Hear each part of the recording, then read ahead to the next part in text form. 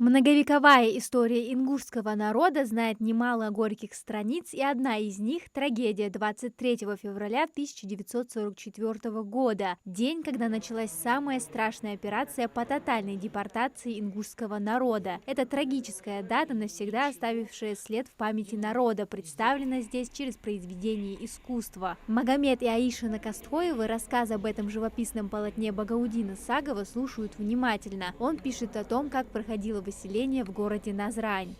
Как шел процесс депортации? Вы видите, умерший человек лежит на снегу. Это снег.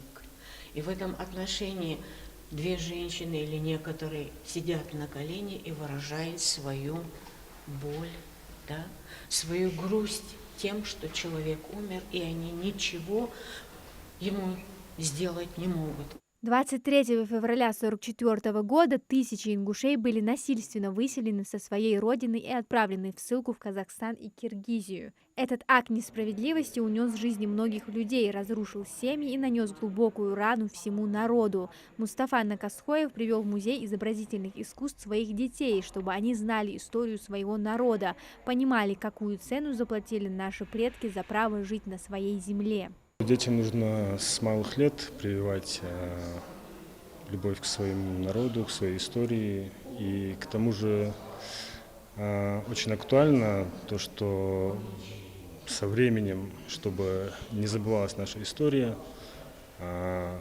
рассказывать им о том, что было непосредственно высылки войнавского народа в Казахстан, чтобы они знали это и чтобы это не растворилось со временем.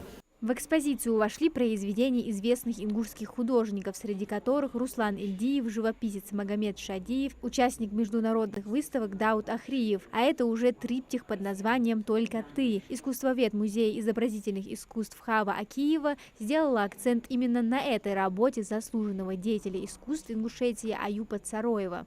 Один человек стоит и просто смотрит, сколько нас было, когда мы шли к этому поезду, сколько нас погибло, пока мы дошли до места назначения, и сколько нас осталось и вернулось.